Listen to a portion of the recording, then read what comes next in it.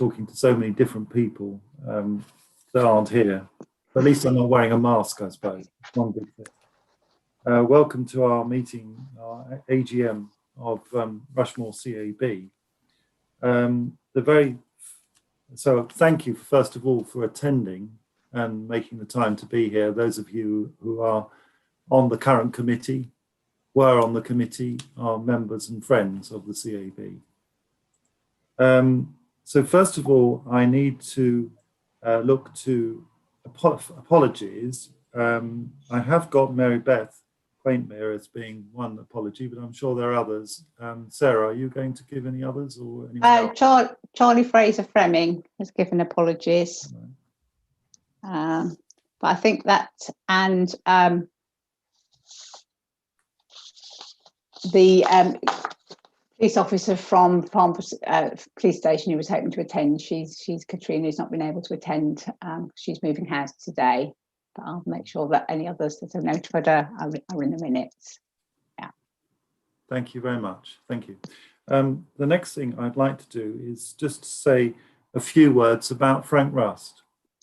As you are all probably aware, that Frank sadly passed away earlier this year. And Frank was a fellow member on the board of trustees when I was on the board at the same time. And I grew to know Frank very well, and he was a real friend of the CAB, whatever your politics. I recall in 2005, I think it was, he was mayor, and it was poignant because he was due to be mayor again this year. And I went to the remembrance service at Deverex House. And of course, Charles Chowdhury was there instead, quite rightly so, but it seemed sad not to have Frank there. And I still think of his lovely voice and his tone and his comments, and I'm sure you would all wish to pay tribute to Frank, to his contribution to the CAB and to the borough. This is our first, and I hope our only, attempt at a virtual AGM. I've been asked that you be kind to us. There may be some glitches that come along as we move forward, but we are being recorded and streamed on your YouTube if you want to see yourselves in your glory later. I don't know if you see pictures of everybody who's appearing. I can see about 20 people on my small screen. If you want to raise a question, I've been asked that you raise your hand. And hopefully whoever is chairing the meeting, be it me or someone else at that particular stage, will assist. If they don't seem to be, you can wave a little harder, I suppose, if they don't seem to be responding. The members have been asked to vote prior to the meeting, and the outcome of those votes will be declared today. I will ask Sarah Carter to introduce the resolutions. I think those are my opening remarks, unless anyone wishes to comment further. Thank you. Shall I kick off then? And I should have said also, Roger Grucott sent his apologies as well. He's got another meeting tonight. But wished us all the best for tonight. So yes, I can confirm that we're quorate. I think we need 10 members, and I've counted 16 of you here today, so thank you all tonight. So the first resolution was to approve the minutes of the annual general meeting, which we held last year on the 11th of November 2019. And of those of you who voted before the meeting, we had one abstention, presumably someone who wasn't at the meeting, but 11 members voted to adopt those minutes. So I think Declan will sign those and we'll make sure that they're filed appropriately. I'm doing that now. Sorry? I'm just doing that now. Brilliant. Thank you. Thank you very much. So I'll move on. The next resolutions were for the appointment of new trustees who joined the board during the year. And I think we asked that if they're present, they wave their hands so you can see who they are. So the first resolution was to appoint Jason Halliday as a trustee. So I think Jason is here. You want to give us a wave? Yes. That was approved unanimously by all those who voted, 12 members. The third resolution was to appoint Joseph Bennett as a trustee. Again, I think Joseph is here somewhere. Can you give us a wave? Again, that was accepted unanimously by all 12 members who voted. The next resolution was to appoint Kay Goodchild as a trustee. Yeah, you'll be hearing more from Kay shortly. And again, that was accepted unanimously. And finally, Nadia Martin, I can't see, has joined us. She's a nomination from Rushmore Borough Council from the Labour Party. But again, that appointment was agreed unanimously. So that those were the votes for those resolutions. So therefore, we've already voted on those, so I can confirm that those trustees have been appointed, and I thank them for their assistance in joining us. I think we now move on, if I may, to, is that right, Sarah? You finished? Yes. I finished, yes, thank you. We now move on to an overview of the annual report and the 2019/20 accounts. The 2019/20 accounts, of course, are available on the website. And I'm going to introduce Kay. Kay, are you there? Yes, I am. Oh, you are. Yeah, there you are, in the top right-hand corner where you should be. I'm introducing Kay Goodchild, who commenced her role as treasurer in February of this year. And I believe I'll just say, I believe the accounts have been circulated and, as I say, are available on the website. So I'd invite you, Kay, to present the accounts and to say anything else as appropriate. Thank you. Okay. Thank you, Declan. Good evening, everyone. As I've said, my name is Kay Goodchild, and I've joined the Board of Trustees in February 2020 as the new treasurer. The last year has seen a lot of changes, not only to the Board of Trustees, but we also have a new financial manager, Sue Hancock. So this last year has been a steep learning curve for both of us.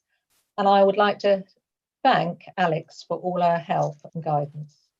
Okay, so now I'm going to go and try, and I hope to be successful at sharing the screen. Bear with me 2 secs. Okay. Have I succeeded? You have. Oh, brilliant. Okay. Right. The Rushmore Citizens Advice Statements have been compiled on a going concern basis and audited by Brewers Chartered Accountants. How am I going? That's right. First of all, let's look at the statement of financial activities for the year ended 31st of March 2020. It shows that during the year, Rushmore had income of £974,819, expenditure of £925,254, resulting in a surplus of funds amounting to £49,566. So let's look at those figures in a bit more detail. Okay. Rushmore's overall income from funding can be split between unrestricted funds. Those are funds which can be used at the discretion of the trustees and not being designated for other purposes. And restricted funds. Those are funds with specific restrictions imposed by the donor. Our restricted income makes up 55% of our total income. Looking at restricted income in more detail, you can see that the majority of our restricted income, some 81%, is from PensionWise. We are one of 16 local citizens advice offices to deliver the government's PensionWise service. Now let's look at the unrestricted income, 50% of which comes from Rushmore Borough Council, with a further funding representing 12% of the total from Rushmore Borough Council in the way of a rebate of our rent and rates. If you compare our income for the year to March 2020 with the previous year, you will see that the increase in funding mainly relates to restricted income. further analysis of this comparison shows that the main projects that have increased their funding is pension-wise, which I've mentioned before, and Help to Claim, which is part of a National Department for Work and Pensions contract to support claims to universal credit to the point where the benefit is in payment. Moving now to analysis of Rushmore's expenditure. You can see from this slide that the same split is between restricted and unrestricted expenditure as was for income. The analysis of our total expenditure shows that our main expenditure, some 80%, is for staff. The next is against premises, for which we get a 90% rebate, which I've mentioned before, from Rushmore Borough Council, and that rebate is shown in income. If you can then compare this to last year's, you can see that the main increase in expenditure is for staff. On average, there were 5 more staff employed in the year to March 2020. Now we have a look at the balance sheet. You will see that most of our reserves are kept in current assets, i.e. cash. We only hold a few fixed assets, and that's in office equipment. If we look at our reserves at 31st of March 2020, you can see that 70% of our reserves are unrestricted. That means they're free reserves, and 30% are restricted. Of those restricted funds, you can see 70%, sorry, I've messed that one up. That comes from pension-wise, and these funds will be carried forward to the next year. So that is the end of the presentation. So I don't know if there's any questions from anybody. I shall stop sharing. Does anybody have any questions? No. Well, the only question I would say, just a general one, Kay, to sort of tidy up. So you would say that we're in a healthy position? Yes. Yeah, good. Right. Well, thank you very much, Kay, for, as I said, taking on the role and for the report and comprehensive detail on with the charts how we're doing. Thank you. Thank you. So we move therefore to resolution 6, which is in this little booklet as well, to adopt the annual report and the accounts. Sarah, do you want to say about voting on that? Yes, I can confirm that of the members who voted, everyone voted in favour of the adoption of those accounts. So that will be passed, adopted unanimously. Fine. So therefore the accounts are adopted. Thank you very much. So we move to resolution 7, which is the appointment of auditors. This is something we look at every year.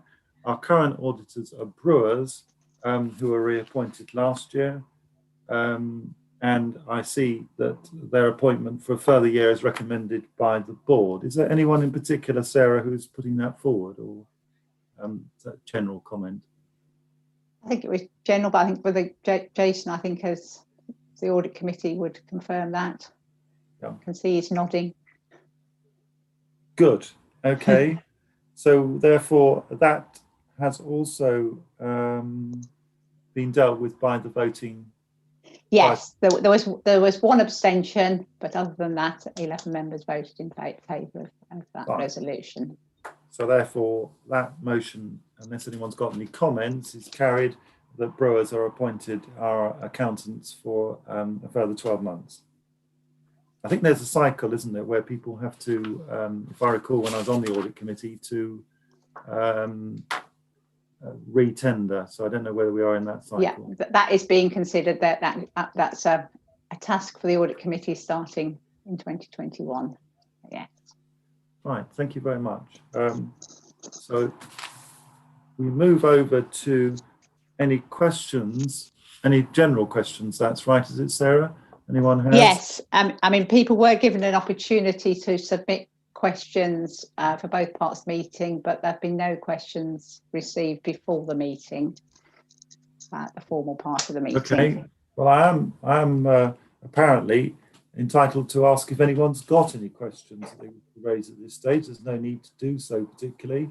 I don't know necessarily it's your final opportunity, but if anyone's got any questions that they want to ask now, could they do so, or we'll move on to the next stage. Any hands going up? Actually, it's 25 people I can see now. I've now worked out 5 times 5. So I don't know how many people there are. 5. Ivan. 25 people. 25. So I can't see anyone's hands up. Mike Roberts, you'll find it difficult. I can't see you. I will therefore. Has Richard got Richard Greenway? You've got Richard Greenway's hand up. Oh, excellent, please. Sorry, I realised I was on mute, Declan, but I have got a hand up. I can see your hand now, yes. Oh, yeah. No, it's a very quick one. I just, on the pension-wise project, presumably that's to get over the big bump in people signing or not signing on to their employers' scheme that they're increasingly offering, is it? Want me to answer that one? Yeah. It's the pension-wise has been running since we had the pension freedom. So people who have a right to cash in their defined contribution pension pots can get free guidance from our team on the right options tailored to their particular circumstances. Oh, so it's right. guidance, not advice, and it's a government-funded project that George Osborne introduced when they introduced the pension freedoms to make sure people were able to use their funds wisely. Yes. So it's not to do with workplace pensions. Oh, right. It's to Okay. do with those pension freedoms so that Got it. people don't just go and buy their Lamborghinis. Yes. So you're probably advising people not to do Well, we're not giving advice, we're giving guidance on options. the information. Yes. I know we have got at least one of our guiders in the audience here, John Evans. I don't know if you wanted to add anything, anyone from the PensionWise team? It's a really important and valuable project and it's highly regarded by all of its users. We have fantastic feedback on it. And it should run for a bit longer, hopefully. Yes, it's been very well received and they're talking about extending its remit now. John, I don't know if you wanted to add anything from the point of view of a... I think you've summed it up pretty well, Alex. It's a very, very busy service. Despite the fact that we've obviously moved from face-to-face to telephone appointments across the country, and we're talking to people not only in the country now, but also across the world sometimes, particularly expats who are interested in their pensions. It's a very busy service, and the fact that we've gone from face-to-face to telephone appointments has not diminished the demand. And great feedback from all the users as well. Indeed, the service is expanding further, so we're going to be recruiting more guiders in the near future. Indeed. Hasn't there been recent publicity about people deciding to dip into their pensions during COVID and not realising that it has consequences? I don't know if that's come up very much, Jerry and John. There's really good information available to customers or clients on the PensionWise website and also on the Pension Advisory Service website regarding the impact of COVID-19 on their pension funds. It doesn't tell them exactly what to do, but it does suggest that pensions are long-term investments, and if people don't need to access their pensions immediately, then obviously at some point, hopefully in the future, the impact there will be a less of an impact, hopefully as the economy starts to improve. Thank you. Is there any other questions, anybody, or comments? If not, then I think my next stage is to close the AGM part of this meeting. So I will declare the AGM closed. We'll move over to the second part of the meeting. Second part of the meeting, I've got a note here, and I've seen it elsewhere, that we are, or would have been, celebrating the 80th anniversary of the CAB in Aldershot. I do remember, Alex, a previous anniversary for the CAB in Aldershot being celebrated with Princess Anne. I don't think we had Princess Anne earlier, but Not for want of trying, Declan. We did yes. try. I think she only visits once. Yes, but if she tried to come in on the meeting, Ivan, you wouldn't let her in, I hope. Yes, yeah.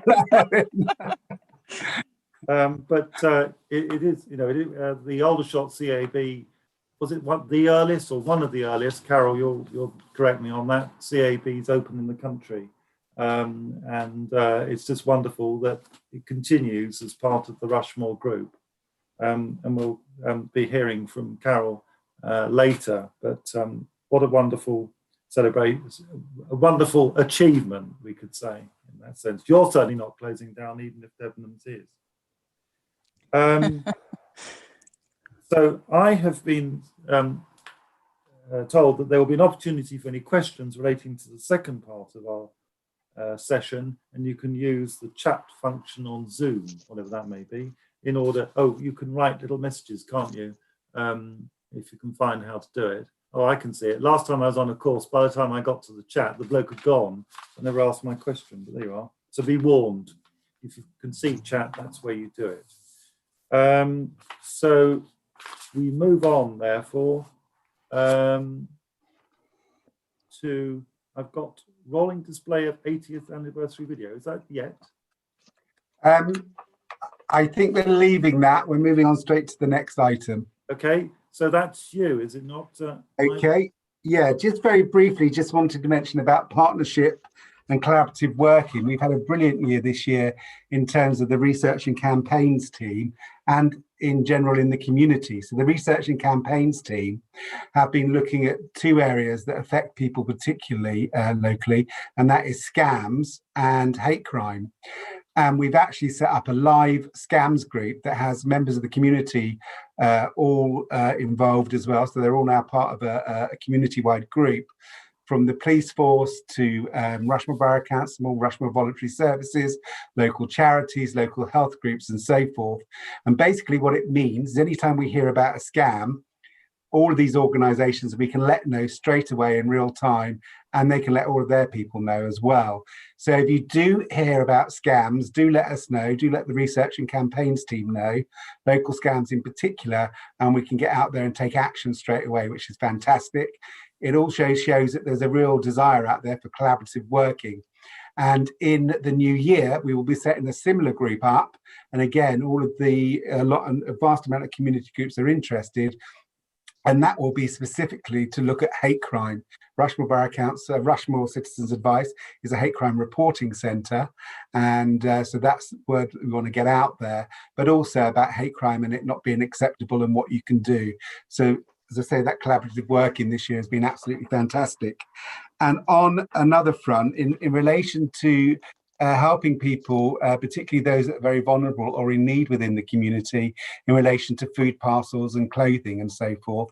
There's an awful lot of exciting things that are happening currently, and there's lots of groups within the community that we're involved with ourselves that are looking at new ways to deliver and help people get food within the community in a more humane way, rather than just having to turn up sometimes a food bank that can seem quite cold, etc. So lots going on there, which is fantastic, and it just shows, as I say, that there is a real desire for collaborative working together and partnership working. So great success. So well done to everybody involved in doing that and achieving that. Thank you, Declan. Thank you. Now I've got Malcolm. Did you want to say anything as well? If not, no. Okay. Thanks very much, Ivan. No, I haven't covered that. I've covered that area perfectly, so I'm fine. Thank you. Thank you. There you are. Thank you, Declan. Malcolm. Good. So I now move on to introduce Alex. Well, I don't think Alex needs much of an introduction. We all know Alex and Andrew Levy, because Andrew, you have as far as I'm concerned, you're a new man on the block, because we had a change of chairman. So welcome being chairman of the CAB.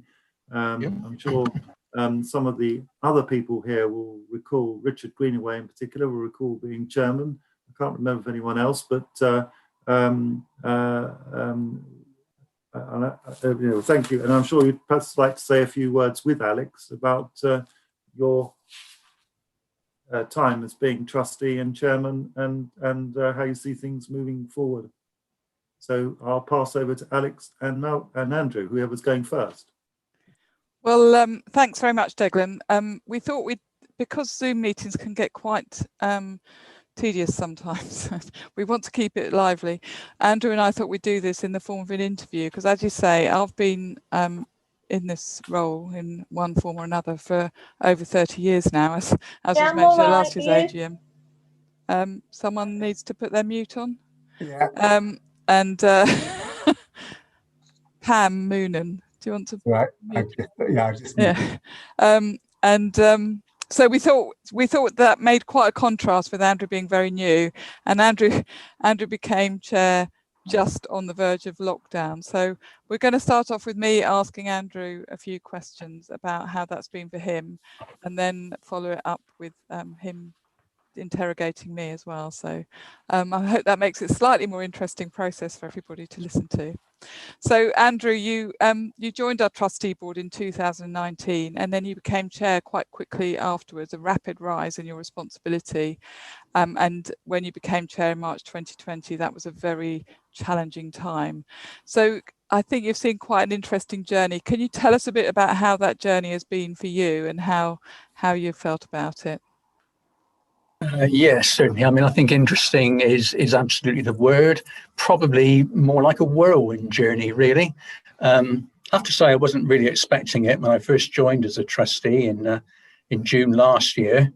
I then took on the vice chair role, and I suppose I should have seen the writing on the wall, because yes, 1 week before lockdown, I was sitting in the chair's seat. So actually, pretty much a baptism of fire. I guess, we have a previous chair with us, and I'm sure it was the same for him. I quickly realized that the role comes with a great deal of responsibility. You are effectively the chair of a board of company directors. And whilst I'd spend a lot of time in the corporate world, some 50 years in a major financial institution in the City of London, and this is my first experience of directly working with the charity sector. And I have to say, I've been just hugely impressed at the direction, the organisation and the professionalism of Citizens Advice. Certainly I've had to learn a lot. I'm continuing to learn a lot. I've had to learn about governance, and thank you, Sarah, for your help with all that sort of stuff. But not just governance, it's all about strategy and planning, finance, operations, all those things. I guess the thing I'm struggling with most still is to learn all the acronyms that Citizens Advice use. I'm kind of failing miserably at that at the moment. I mean, to be clear, I'm really delighted. I did take on the role. My experience has definitely been positive. Yes, it's been a bit challenging. We've seen a churn of trustees. Some real experience has left, and I see Donna is in the audience tonight, and Donna is one of those really experienced trustees that sadly left us. Their experience is missed. But on the other hand, we've got some great new board members. All the while we've been sort of experiencing that churn, we faced, and frankly, I believe have risen to the unprecedented challenge that COVID brought. What I'm trying to do at the moment, and I'm delighted to be doing it, is trying to play my small part in the really great team that we've got in Citizens Advice Rushmore. Team of staff, volunteers, and trustees, and all of them are committed to just making a difference to people's lives. That's great, thank you. And certainly from my perspective, you've made a huge difference. I don't think it's a small difference, Andrew. Your support has been absolutely invaluable, both to me personally and to the wider team and the board as a whole. So thank you for that. So in amongst all of that, is there any one or two particular achievements or milestones that stands out for you in the most recent period? I guess nobody be surprised if I talk about our response to COVID. I mean, three words come to my mind, and and they are adaptability, flexibility, and teamwork. Adaptability really is how brilliantly the staff and volunteers all move so quickly and so effectively to remote working. New processes, new IT systems, just a completely different way of working. And that leads us on to flexibility. People have been kind of willingly learn new skills, pick up new ways of working, all of which ensure that we continue to provide that service to our clients, and as best we can also to our vulnerable clients. And my third word was teamwork, and that's seen every day at so many levels. Staff with other staff, volunteers amongst themselves, volunteers with staff, managers and supervisors, the paid staff team with all the volunteers and with trustees. And I think the relationship that you and I have developed, Alex, is working really well, and thank you for your kind words just now. I think the team has risen to every challenge that's been thrown at it by COVID, whilst frankly still keeping the show on the road. Let's not denigrate that. Keeping the show on the road is really important. On top of that, we've got the not inconsiderable achievement that Rushmore has achieved the highest standards in our internal quality assessment, and in these times that's pretty amazing. I'm really proud of the way everyone has pulled together, demonstrating that adaptability, that flexibility, that teamwork. I'm just amazed to see the work that staff and volunteers do. On behalf of the board and certainly myself, I can't thank all of them enough for what they do. And joined with that are Alex and her management team, who just demonstrated such great leadership. We're so fortunate to have experienced, effective and inspiring leaders that we do. Well, thank you very much, Andrew. I think we don't want to be too much of a patting each other's backs, but no, it's a really, the AGM is a great opportunity to reflect on all of those things, so thank you. So last, but perhaps not least, one of the things about Citizens Advice is we're both a local and a national organisation. How do you think in this most recent challenging period we've benefited as an organisation from being local and national? It's a good mix that not everybody enjoys. And I think there are undoubted benefits really of being both national and local. It kind of goes without saying, I think, that a strong local presence is key. Local people, local knowledge, knowing our community, knowing our clients and knowing our stakeholders. We provide that critical in-community support. Whether lately that's been more virtually than face-to-face, but it's still that in-community support. It's also important to have a strong national organisation behind us, supporting that local presence. Absolutely, I've learned a lot and benefited from the networking I've been able to do with other local Citizens Advice chairs in Hampshire, with a wider group of Hampshire Citizens Advice trustees, and also in conversations that I've had with various people from some of the national teams. I think it's pretty key to have that local footprint and then bolt onto that a national infrastructure. That gives us the benefit of national learning programs, for instance, of technical support, maybe process guidance, quality standards, and a lot more. I'm convinced that looking ahead, that blend of local and national support and collaboration, that's just key for our future. Working together, developing joint initiatives, and using everyone's skills and resources to help our clients, which is why we're here. Thank you. So I think I can turn the tables now, Alex, can't I? And I think so, yes. Ask you a few questions. Okay. I'll try not to cover the same ground. Okay. No, well, that's good. I'll try and relax a bit now then. So, as you mentioned, in contrast to me, you have been a chief officer for some 30 years, as you said. Now, I'd be interested to know your view on how the last year measures up in terms of the challenges and perhaps changes that you have seen. Yes, it's certainly been a year like no other I've experienced. And I think, you know, Declan mentioned early on the sad loss of Frank Rust. I'd known Frank personally for over 15 years as a trustee. So that did have a big impact on me personally and the team as a whole, and obviously lost to the wider community. So I think that sort of set the tone in many ways for the year. But I think on the other side of that is the change that we've seen at an organisational level as well, with a very new board, yourself included in that, a new treasurer, and tribute to Kay for all she's done today. I mean, she was reporting on a set of accounts that she really had very little to do with, you know, and a new finance manager. So all of those really big organisational issues hitting us at the same time as COVID. So I know it's been a really frightening and very tough year for a lot of people, and we're very conscious of that all the time. As you say, we're here for the clients. And so personally, I think in that context that I've felt, and I know that many of the team have felt, that we're actually quite privileged to be in a position where we've been able to make that positive contribution to the community.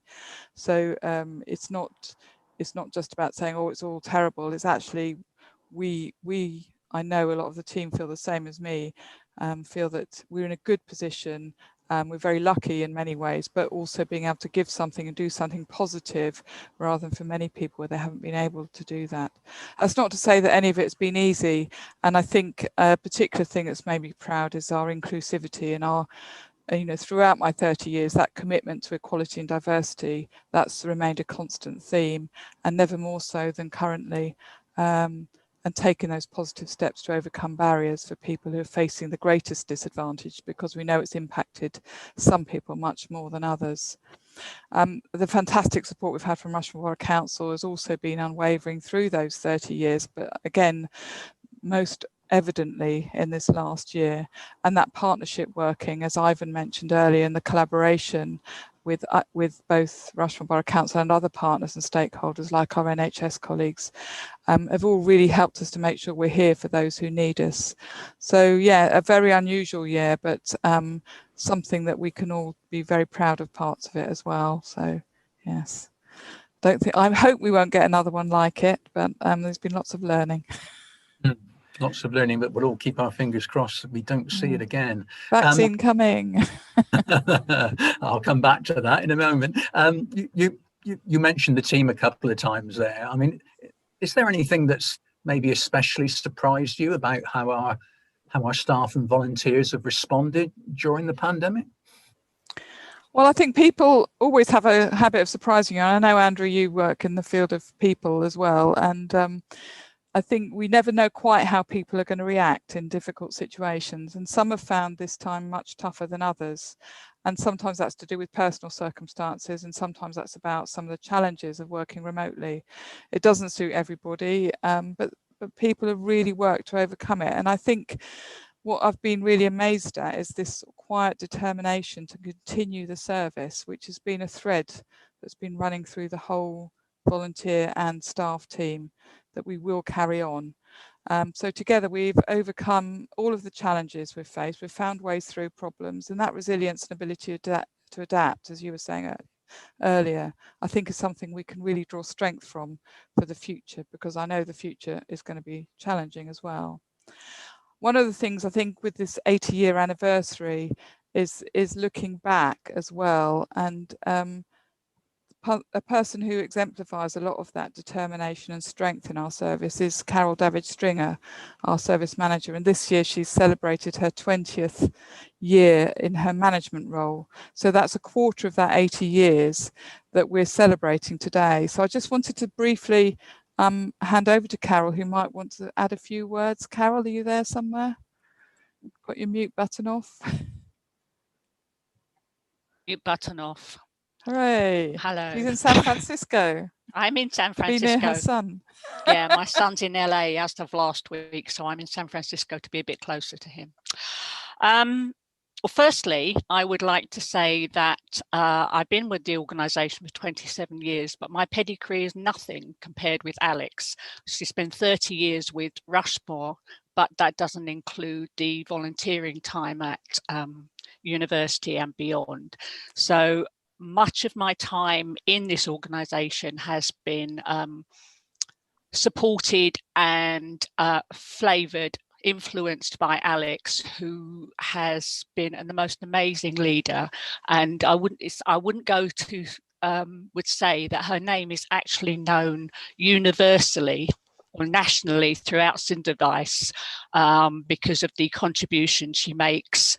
This wasn't and why I asked you sharing. to speak, Carol. I know, but I'm just saying that. I'm just saying that. That's the start. Okay, that's the start. I'm not talking about you anymore.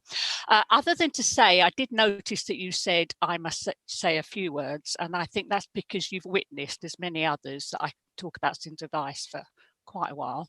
But I know that there's a new element called Zoom fatigue, so I'm going to keep this succinct. Okay, so I have been part of Aldershot Syndevice and Syndevice Rushmore for almost 27 years, give or take 2 or 3 weeks.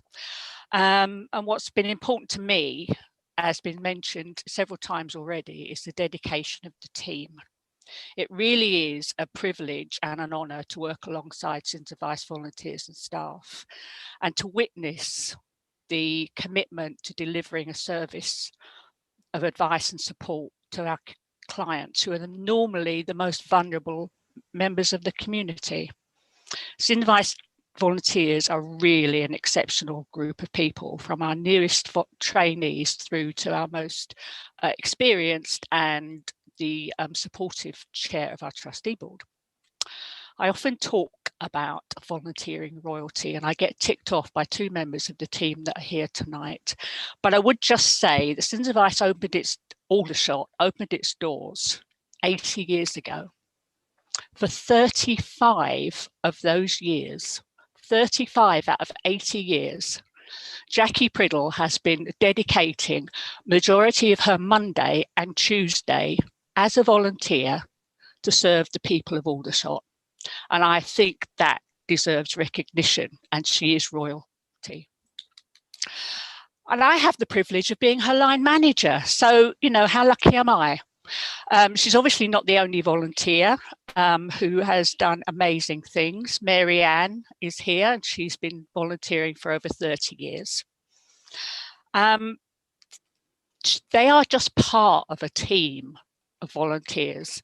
And for those of you who know me, you will know that I could probably spend much time talking about the achievements of the volunteers and their attributes, and we'd probably be here till breakfast time. I think I might be shut up by then, so I'm going to keep it short. Volunteers do not give up their time for public recognition, because they're here because of serving the clients. But I would say it's quite nice when they're actually recognised. So, for instance, my own mentor, who means a great deal to me, Trish Hyman, she received an MBE for the services to Aldershot CAB. And Josh, who is here also this evening, he was awarded a British Empire Medal very recently for services to the community. And indeed, very recently, Jackie Pantera, one of our volunteers, was recognised by the National Syndevice team and shortlisted to 4 for the amazing achievements during pandemic. She helped 700 clients throughout lockdown. And if you were to read the emails that she wrote, they were award-winning as well. So, I mean, just amazing support for our clients. So we've been through lots and lots of changes. Alex and Andrew have talked about the challenges of COVID. And over the 20 odd years that I've had the privilege to be manager of Syndevice, I've led the team through many changes. Some of them haven't been very popular.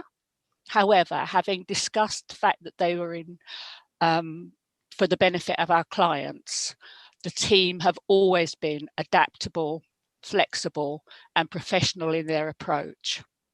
So COVID is obviously the biggest of our challenges, but in usual Citizens Advice style, we explored the issues, we researched the options, and we came up with suitable ways to move successfully forward. And for me, it is an honour and a privilege to be part of this team and to have been able to lead them through COVID and before. That's all I've got to say.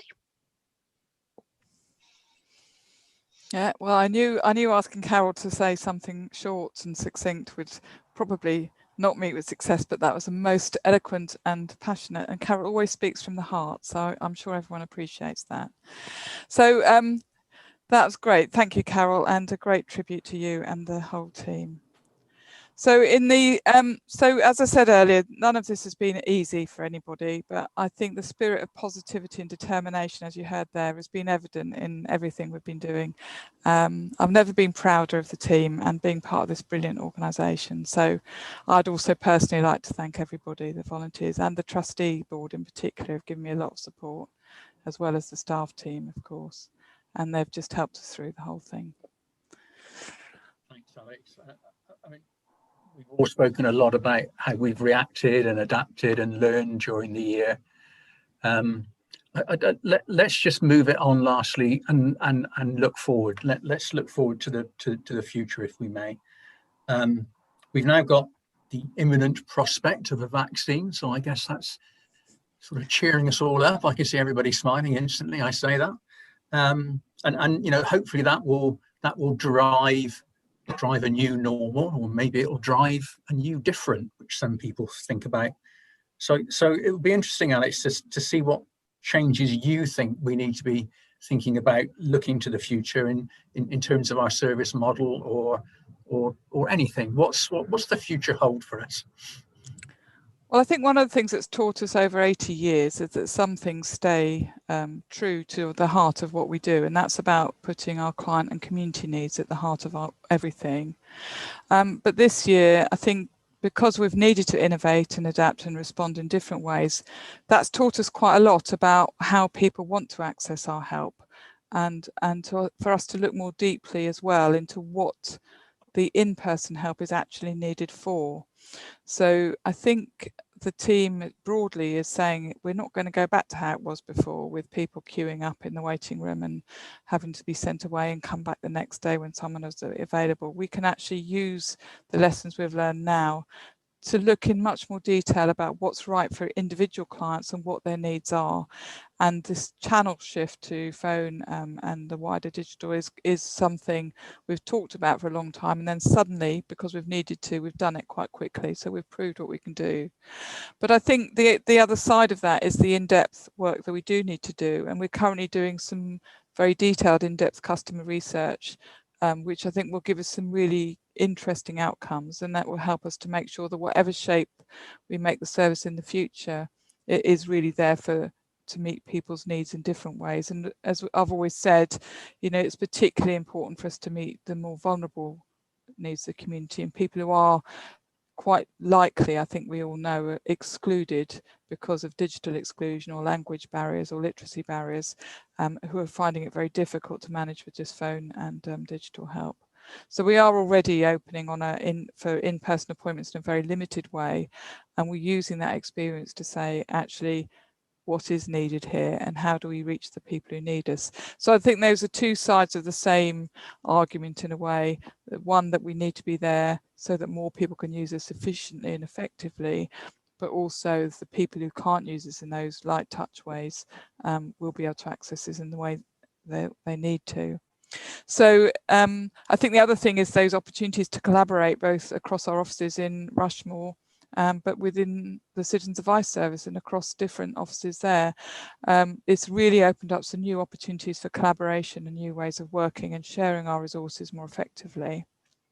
So yeah, learning from today, I think we were saying, was the theme for the meeting, learning from the past and building for the future, picking up those opportunities to make sure that we're here for everybody. Thanks, Alex. I think the future is Thank you, Alex. equally rewarding and exciting. Thank you, Declan. Thank you. On my agenda, next I was due to ask Alex some questions. before we hear the video. And of course, all the questions I was going to ask, I've now put a line through. Oh, right, we've answered them all, have I I? thought rather I'd make a comment, a general comment about the adaptability of the CAB, the Rushmore CAB. I don't know about others. The adaptability in terms of venue, the hours that we spent to sort out the previous venue and then relocating to where you are now, the concerns that you had about changing from an independent building to being at the council. You might want to comment on that briefly. The challenges we had when we used to have the legal aid contract and share comments in relation to that we experienced here at the solicitor's practice. Considering people who, as you said, are forgotten, people who have physical and mental challenges or just challenges of getting older, and how the CAB is reaching out to those people, because this age of having to do everything online, from benefits to applying for grants of probate, it's all online. And there are a huge number of people who don't have that ability, and you are available. And as you said, limited interviews which are starting up, you will still offer that to people. And it's important that they are aware of that, that they can get the advice that they need. Because you direct people as well, don't you? And I think that, so we'll be seeing a video in a minute going back to, is it 1940, going back to the start. And I was going to say how you saw things in the future. Well, that's difficult to predict because you will adapt to the needs of your clientele, and you will ensure, as far as you can, everybody, that they get the benefits which they're entitled to. Because it's a scandal, isn't it, if people don't get what they're entitled to. Unless you want to just add any general comment, Alex, I wasn't going to bombard you with any more questions. No, thank you for that, Declan. I think you've been with us a long time. I can remember, when I first started, I think you were around anyway. But yeah, so I think that perspective is a really interesting one. I think the other thing that I didn't mention really was just to echo what Ivan was saying at the beginning about our research and campaigns work and the importance now of our influencing role, because I know our data has been used quite extensively by Rushmore Borough Council and others, and the cost of living in Rushmore report that we did earlier this year that we'd planned to do more with, but had a huge amount of really important data. So actually being there and looking out for the needs of the most vulnerable in the community, as I say, is a really important thing that we do, both in our day-to-day advice delivery, but the wider partnership and influencing work we do. So yeah, thank you for that. It's been certainly a year to reflect on. And, yes, and certainly I think were you there when we did the extension at the old Farnborough offices? Because I think one of the things I was remembering the other day was that we did the extension while we carried on working in the office, and they were doing this building work all around us, and it feels a bit like that. There's been so much chaos going on, but we've just kept going regardless. And in those days we had all the drills and the jackhammers and everything going on while we just carried on advising people. They wouldn't allow it now, would they, with health and safety? I think crazy. I remember the comment that the building was indestructible. Is it? Yes, but we've certainly seen some interesting times, haven't we? Yeah. Thank you, Alex. So I think I now pass over to Ivan, because you're going to hopefully press the button so we get the correct video. Yes, hopefully we get the correct video. So put on with me, and yeah, let's see what happens. Okay, so far so good.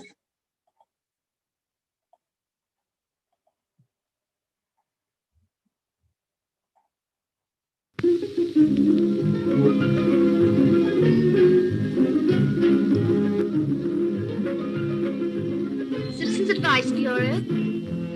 Aldershot Citizens Advice was officially opened in September 1940. Nationwide, it was set up as part of a national network to support urgent needs arising from war. 80 years later, and our volunteers are rising to a new challenge. Adaptation is the main word. We have learnt a lot in 2020 and worked hard to ensure we still put our clients at the centre of everything we do. COVID has been a huge challenge. In less than 10 days, we moved from face-to-face to telephone point to being fully operational. So we were able to get back to as near to normal very quickly. The help people have needed has mirrored government announcements. Words such as furlough were completely new, and many people had to claim benefits for the first time. We've been, and remain, a lifeline in a sea of unfamiliar terminology and regulations. That said, we're looking forward to going back to the office, and the news of a vaccine is helping us look hopefully to the future during this difficult time.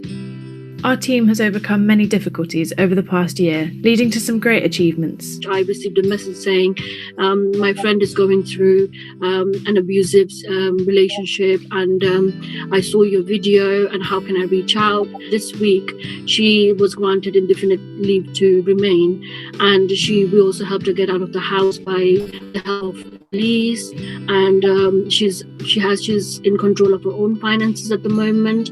मैले दुईटा प्रोजेक्टमा काम गरिरहेको छु। एउटा चाहिँ how to claim universal credit जुन चाहिँ तपाईको नेशनल वाइड प्रोजेक्ट हो, अनि अर्को चाहिँ जोइनिङ फोर्सेस फर फ्यामिलीज भन्ने प्रोजेक्ट छ जुन चाहिँ मिलिट्री फ्यामिलीहरूलाई मैले मद्दत गर्ने गरेको छु। अहिले यो कोभिड-19 को बेलामा हाम्रो यो फेस टु फेस सर्भिसहरू चाहिँ अहिले एकदम लिमिटेड भएको छ। त्यसकारण हामीले नयाँ तरिकाहरूले कन्टिन्युअसली क्लाइन्टहरूलाई हेल्प गरिरहेको छौँ। जस्तै अब यो हाम्रो नेपाली डेडिकेटेड हेल्पलाइन छ जुन चाहिँ हामीले यो एक्टिभली रन गरिरहेको छौँ। त्यहाँबाट हामीले Finding new ways of working has not only ensured continued support for our clients, but also it's helped our team think about new ways of meeting old challenges. Our board has made sure that our systems and infrastructure have been safeguarded, at the same time as keeping our service delivery a top priority. I'm proud to be part of a team, a service that do an incredible amount for our local community, often without the praise and recognition that they deserve. I'm proud to be a trustee of an organisation that I know does so much, so frequently is relied upon by so many other organisations. All of the Rushmore community needs to know the fantastic work and the amount of committed members of staff and volunteers that we have that just serve the people of Rushmore. It's just great. Making big decisions on key issues like health and safety, financial and risk management has helped us make sure we are fit for today as well as for the future. The fact that we've taken a real threat and turned it into an opportunity to develop our ways of service delivery. We've started something that will just get bigger and better when we can support it as a team in the office. I think we're actually helping clients in a better way. They're not having to come back repeatedly. Clients are getting a much better service. What can we do? What steps can we take? What initiatives can we take to improve the process for us and to ensure that our customers are happy with the service we provide? We've all learned a lot of lessons about how to work through this terrible time, and I think a lot of it will be taken forward and can help improve the service in better times. While we are looking forward to being able to work as a team in the office again, we know that we won't go back to normal. Using client feedback and research, we will use this experience to reach people in the way that most suits their needs, whether we are talking about the very vulnerable or those that are more able to self-help. This comes alongside a more flexible volunteering offer for those who might need it. The thing I've been most proud of this year is the way that the team managed to transition so quickly from office working to remote home working. I've been surprised but pleased that we've been able to maintain the normal sort of service for quite complicated things like PIP forms and appeals. You don't actually need to be seeing a client face to face to be able to help them properly. We're willing to do things differently if we need to, and that the organisation can move forward, which is great. We kept going regardless. As an organisation, we are emerging more resilient, adaptable and well-informed to better support those who need us.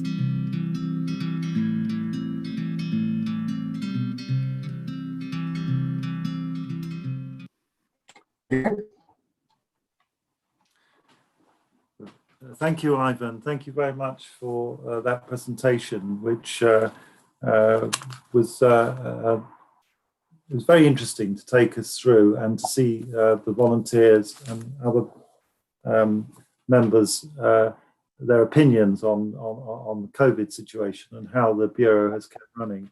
I have now in the list whether anyone wanted to ask any questions. Is anyone wants to ask any questions at this stage in relation to the video or anything else for that matter? Any hands raised? Look, Raj, there's a gentleman called Rajan with his hand raised. Declan? Yes, fine. Okay. Good evening, all. I'm associated with Rushmore for a long time when I was a mental health nurse and day hospital manager, covering Heart, Rushmore, and one of my remit was safeguarding because we dealt with older adults from the area, Deborah House. I used to go sometimes. I have already put 2 queries there, which I appreciated because my concern was for older adults, British mostly in the hospital. As a memory clinic nurse, I had to ensure.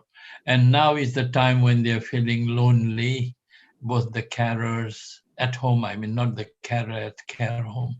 So I was querying that. I'm glad to hear that. I would be grateful if you could supply us when we go back to normal, having once a month meeting in the St. Peter's Church Hall, Farnborough, Alzheimer's Cafe, the first one in UK, by the way, into 20th year.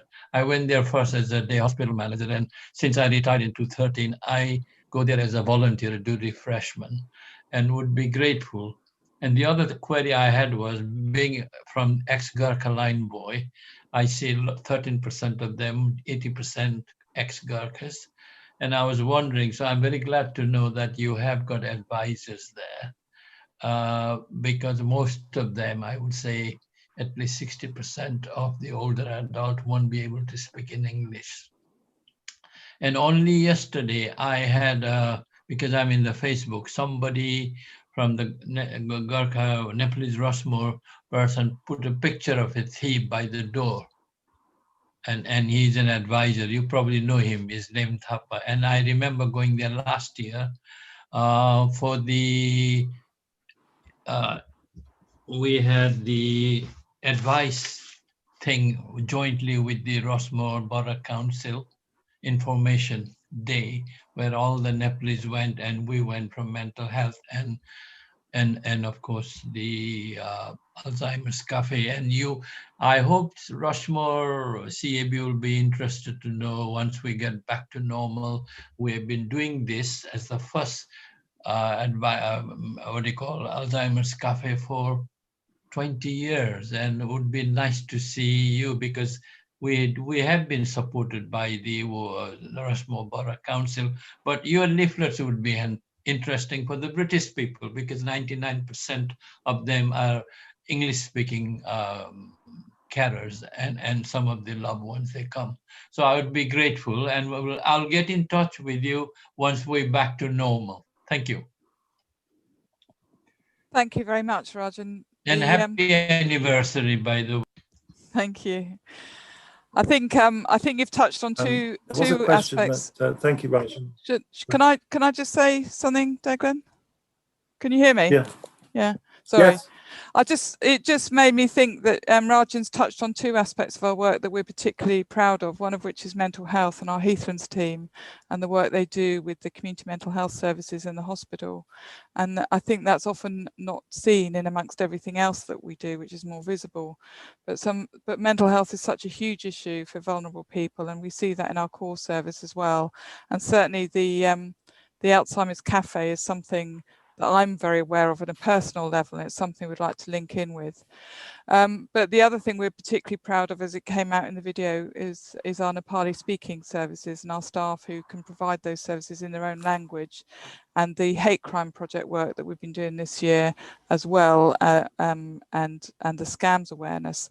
We've had some targeted materials in Nepali language as well in relation to that, because we know just how vulnerable that community is. So I'm really grateful that you were able to draw that to our attention, Rajan. I think the other thing that we blocked a few people from coming into the meeting, and one of them was Mahendra from the Gurkha Welfare Advice Centre. So I had an email from him just now, so I know. And I know that Bikram was here earlier. Bikram, I don't know if you wanted to add anything to what Rajan was saying.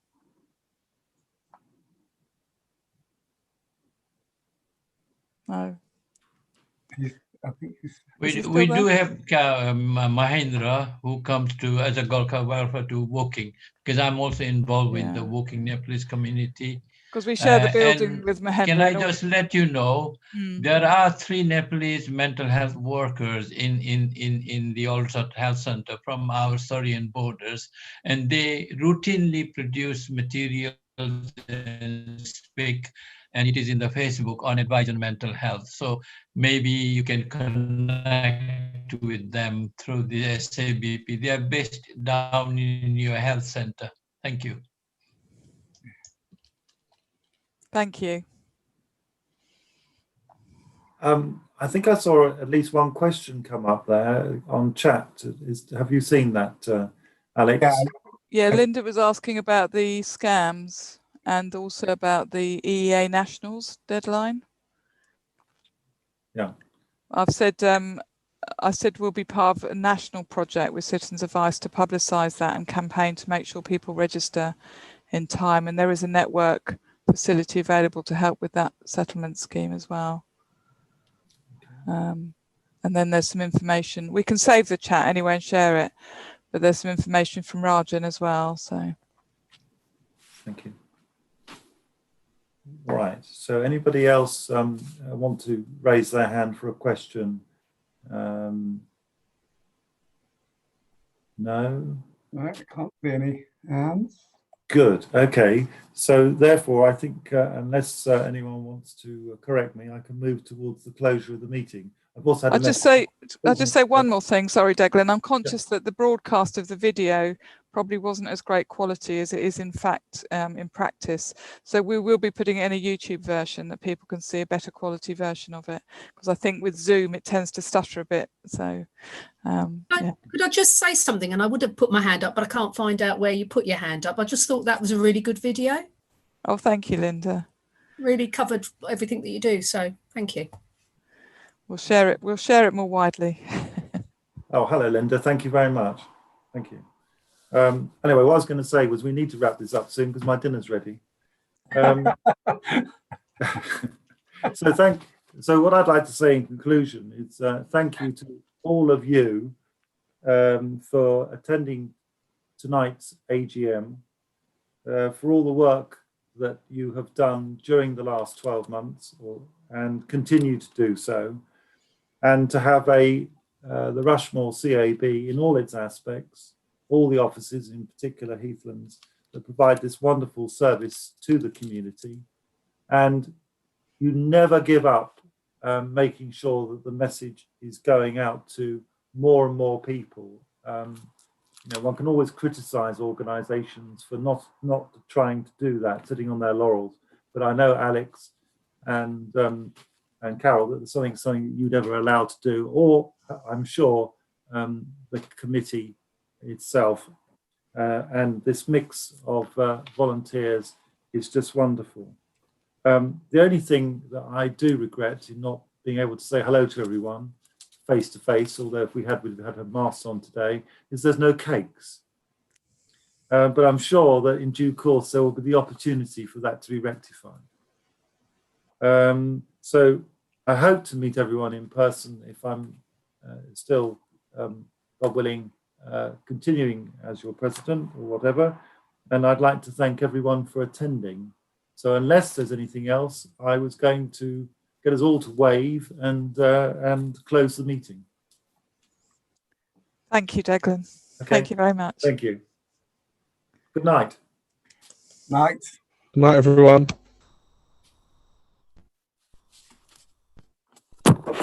Night.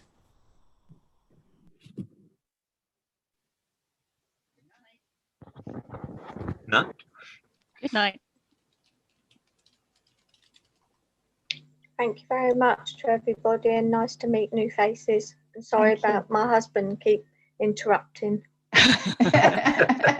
He keeps calling out. He doesn't quite understand